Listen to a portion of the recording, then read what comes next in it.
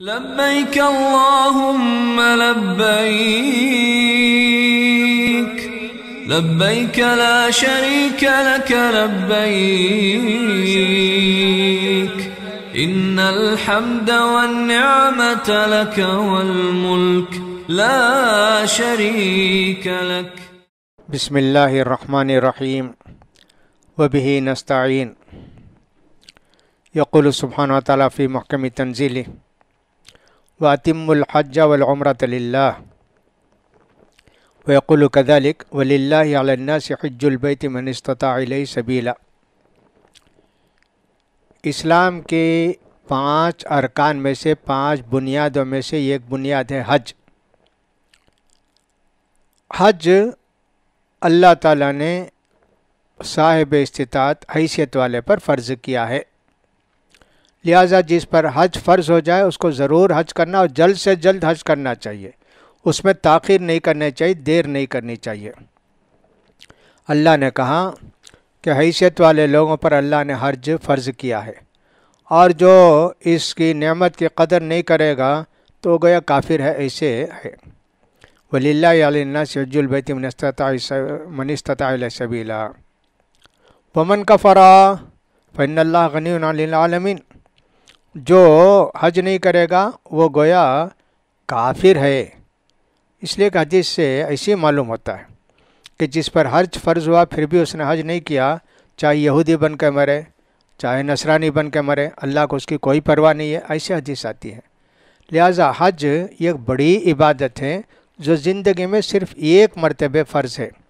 باقی جتنی عبادتیں ہیں روز روز فرض ہیں یا ہر سال فرض ہیں، لیکن ایسا ہے کہ صاحب حج زندگی میں صرف ایک بار فرض ہے. یہ حج کب سے ہے اللہ کو معلوم کب سے ہے.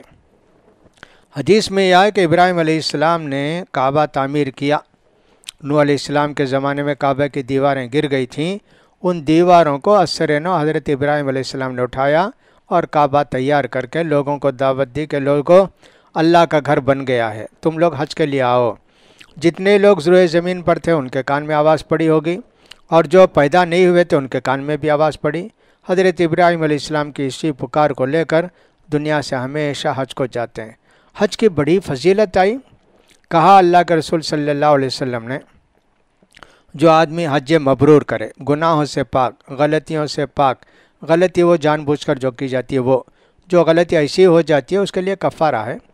جو آدمی کے حج مبرور کرے اور پھر گھر کو لوٹے تو ایسے لوٹتا ہے جیسے بغیر گناہ کے، ایسے لوٹتا ہے جیسے پیدا ہوا بچہ. جو بچہ پیدا ہوتا ہے اس کے پاس کون سا گناہ ہے. اسی طرح جو حج کر کے آتے ہیں ان کے گناہ بھی دھل جاتے ہیں. شرط یہ ہے کہ حج مبرور ہو وہ. اسی طرح اللہ کے رسول صلی اللہ علیہ وسلم نے فرمایا تابعوا بین الحج والعمرۃ فإنہما ینفیان الفقر. بار بار حج بھی کرو، بار بار عمرہ بھی کرو، فقر و فاقہ محتاجی دور ہوتی ہے اس سے. اللہ اکبر. یہ بھی فرمایا. اور یہ بھی فرمایا کہ اللہ کے رسول صلی اللہ علیہ وسلم نے حج سے لے کر حج تک، عمرے سے لے کر عمرے تک جتنے گناہ ہوتے ہیں سب اللہ معاف کر دیتا ہے نا. صغیرہ گناہ، چھوٹے گناہ جو لوگوں پر ظلم نہ کیے ہوں، ورنہ لوگوں کو خود تو معافی مانگنے سے یا ان کا حق ادا کرنے سے وہ چھٹکارا ملتا ہے. ورنہ یہ نہیں کہ سب لوگوں سے قرض لے لیا، مارا پیٹا ستایا اور حج کرنے چلے گئے، چلو میرے گناہ معاف ہو گئے. ایسا نہیں سمجھنا چاہیے. لہٰذا حج عمرے سے فقر و فاقہ بھی دور ہوتا ہے. یہ بھی اللہ کے رسول صلی اللہ علیہ وسلم نے فرمایا. رجب نے ایک مہینہ کیا، شعبان میں ایک عمرہ، رجب میں ایک عمرہ کیا، شعبان میں ایک عمرہ کیا. تو رجب اور شعبان کے درمیان جتنے چھوٹے موٹے گناہ تھے شعبان کے عمرے میں پورے گناہ معاف ہو جائیں گے، رجب سے لے کے شعبان تک. شعبان میں کیا پھر اس کے بعد رمضان میں کیا تو دو فضیلتیں ہو جائیں گی. ایک تو سارے گناہ مٹ جائیں گے، اور رمضان میں عمرہ کرنے کا ثواب حج کے برابر ہے. اللہ کے رسول صلی اللہ علیہ وسلم نے فرمایا کہ صاحب جو آدمی رمضان میں عمرہ کرے گا اس کو حج کا ثواب ملے گا. بلکہ بعض حدیثوں سے تو معلوم ہوتا ہے اللہ کے رسول صلی اللہ علیہ وسلم کے ساتھ حج کرنے کا ثواب ملے گا. تو رمضان میں عمرہ کرنا حج کا ثواب پانا ہے یا اللہ کے رسول کے ساتھ حج کرنے کا ثواب پانا ہے. لہٰذا عمرہ اور حج بار بار کرتے رہنا چاہیے. عمرے کی تیاری ہو یا حج کی تیاری ہو، یہ روحانی تیاری ہوتی ہے کہ اللہ کا گھر دیکھنے جاتے ہیں، वो बस्ती देखना चाहते हैं जहाँ सबसे ज़्यादा अल्लाह की रहमतें बरसती हैं, और एक सबसे मुक़द्दस जगह, सबसे प्यारी जगह, सबसे बरकत वाली जगह, उसकी तैयारी करनी चाहिए। वहाँ जाएंगे, इबादत करेंगे, ज़्यादा वक्त मक्के में रहें, इसमें हरम में रहेंगे, दुआओं में रहेंगे, तवाफ़ में रहेंगे, ये सब सोच के जाना चाहिए। तैयारी, दुआएं सीखनी चाहिए, क्या क्या दुआ कर सकते हैं, ये सब वो ना करके लोग जिस्मानी तैयारी करते हैं, मादी तैयारी करते हैं, खाने की चीज़ें, पीने की चीज़ें और फलां फलां फलां, ये सब तैयारी करके जाते हैं, लेकिन रूहानी तैयारी कुछ भी नहीं करते, अल्लाह को राज़ी करने वाली चीज़ें कुछ भी नहीं करते, ऐसे ही जाके घूम फिर के टहल के चले आते हैं। बहुत बुरी बात है, ये गोया गुनाह होगा इस उम्र से, इस हद से गुनाह होगा कि सब तैयारी तो कुछ नहीं, ये टूर समझ के जाके आके चले आए वहाँ से। लिहाजा इसका ख्याल करना चाहिए। तो उम्रा हो या हज हो, दोनों का सवाब बहुत ज़्यादा है, इनका ख्याल करना चाहिए। हज तो साहिब हैसियत पर फ़र्ज़ है, लेकिन उम्रा फ़र्ज़ है क्या, वाजिब है क्या, उलमा का इख्तिलाफ़ है। तो हज के फ़र्ज़ होने की शर्तें लोगों ने बयान की हैं।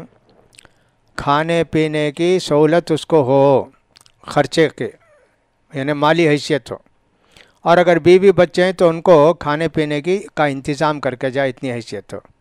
सेहतमंद हो आदमी, तंदुरुस्त हो, बीमार ना हो, लंगड़ा अपाज फलां कुछ ऐसा ना हो। तीसरा है कि रास्ता महफूज हो, मामून हो, ख़तरनाक ना हो, तो ऐसी सूरत में जाएगा। और ये कि साहब औरत अगर है, महरम का होना उसके लिए ज़रूरी है। महरम नहीं है, कितनी बड़ी मालदार औरत हो, उस पर हज फ़र्ज़ नहीं है। हाँ, महरम अगर मिल जाए तो जब उसके ऊपर हज फ़र्ज़ होता है। ये सब हज की शर्तें हैं। बालिग़ होना, आक़िल होना, मुसलमान होना, जैसे नमाज की शर्तें, वो तो शर्तें अपनी जगह हैं, उसके अलावा भी ये सब शर्तें हैं, इसका ख्याल करना चाहिए। तो उम्रा, रमज़ान आने वाला है, उम्रा को बहुत सारे लोग जाने वाले हैं, और सब बहुत अच्छी बात है, लेकिन चंद बातों का ख्याल करना चाहिए। जैसा कि मैंने कहा कि उम्रे के लिए सारी चीज़ें जानना चाहिए, उम्रा कैसे किया जाता है, उसमें के अंदर कौन सी चीज़ें ज़रूरी हैं, इनका ख्याल करना चाहिए। बहुत सारे लोग ऐसे होते हैं कि साहब उम्रे को जाते हैं, कुछ भी उनके अंदर वो इबादत का शौक़ और ख्वाहिश कुछ नहीं है। चंद दिन पहले मुझे भी एक उम्रे को जाने का मौका मिला। हमने देखा कि साहब बहुत सारे लोग थे, 300 के करीब थे हमारे यहाँ, सब उम्रे को आ रहे थे।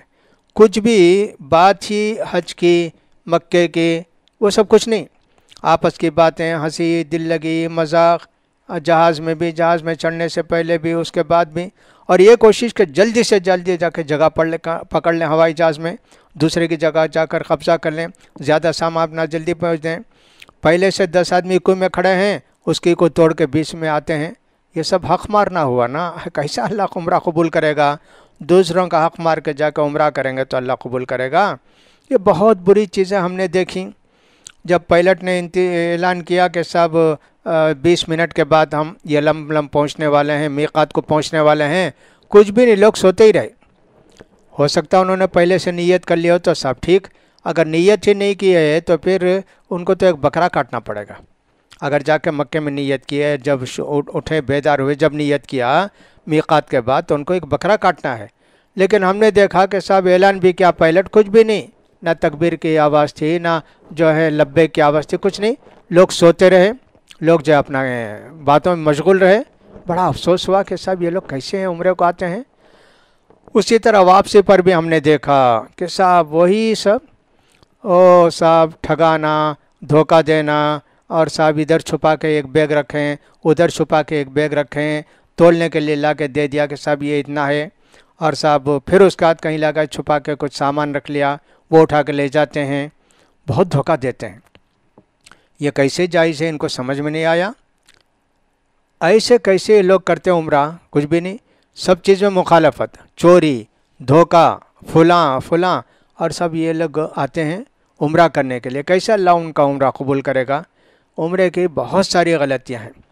एक बात ये भी होनी चाहिए कि साहब सऊदी अरब में गया, यहाँ लिखा है यहाँ नहीं थूकना चाहिए, वहाँ थूकते हैं। यहाँ लिखा है कि साहब यहाँ कचरा मत डालिए, वहाँ कचरा डालते हैं। बहुत सारी कुर्सियाँ हैं और उसके अंदर लिखा है कि मेहरबानी फरमा के इस कुर्सी को इस्तेमाल के बाद यहीं ला के रखिए, नहीं जहाँ बैठे वहीं छोड़कर चले गए। साहब ये कैसे है? جو ذمہ دار جو حکم دیتے ہیں ان حکم کو ماننا چاہیے نا. اس راستے سے جانا منع ہے، اسی راستے میں گھسیں گے کہ صاحب یہ شارٹ کٹ ہے، یہ نزدیک کا راستہ ہے، وہاں کچھ بھی ہوگا، تعمیر کا کام ہو رہا ہے، فلاں ہو رہا ہے، لیکن ان کو پریشان کرتے ہیں. یہ بھی ایک بہت بڑی مخالفت. زمزم کا پانی بہت جگہ انتظام کیا گیا حرم سے باہر کہ زمزم لے جانا ہے گھر کو، وہاں سے بھر کے لے جاؤ، لیکن مسجد کے اندر پینے کے لیے رکھا گیا ہے کہ صاحب جو مسجد میں عبادت میں مشغول ان کے لیے، لیکن بڑی بڑی بوتلیں لا کے اندر سے بھر کے لے جاتے ہیں. یہ بھی ناجائز ہے، ان کی باتیں نہیں مانتے ہیں. تو عمرے کے لیے بہت ساری باتوں کا خیال کرنا پڑتا ہے کہ اللہ ناراض نہ ہو جائے، ہمارا عمرہ اللہ کے ثواب سے محروم نہ ہو جائے. قبول نہیں ہوگا تو کیا ہوگا؟ اتنا پیسہ خرچ کیا، جانے آنے کا ٹکٹ ہی ہوگا ایک آدمی کا 35-40 ہزار روپیہ، اس کے علاوہ رہنے کا، فلاں کا، کھانے کا، پینے کا، وہ سب اتنا خرچہ ہو گیا. اس کے باوجود جو آدمی خیال نہیں کرتا ہے، یہ چوری کرتا ہے، دھوکہ دیتا ہے، اور سب اللہ کی عبادت نہیں کرتا ہے. ہمیشہ خرید و فروخت میں لوگ رہتے ہیں، وہ چیز کہاں سستی ملے گی، یہ چیز کہاں سستی ملے گی، روزانہ خریدتے رہتے ہیں، ہر نماز کے بعد خریدتے رہتے ہیں. یہ بھی ہم نے عجیب و غریب بات دیکھی.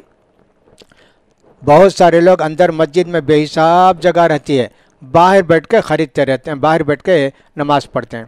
اندر 20,000 آدمی کی جگہ ہوگی تو باہر 10,000 آدمی بیٹھے رہتے ہیں، حالانکہ 20,000 آدمی کی جگہ ہے.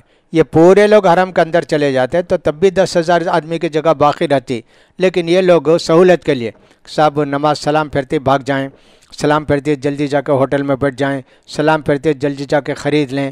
اس خیال سے پورے اندر کا حصہ حرم کا خالی ہے، باہر ایک دم بھرا ہوا ہے. کتنی غلط بات ہے. یہ لوگ جب باہر بیٹھ جاتے ہیں جانے کا راستہ بھی بند کر دیتے ہیں. کتنا کہتے ہیں پولیس والے بھائی جانے کا راستہ چھوڑیے، جانے کا نہیں، راستے میں بیٹھتے چلے جاتے ہیں، بیٹھتے چلے جاتے ہیں. کتنا جو ہے خلاف قانون کرتے ہیں یہ لوگ.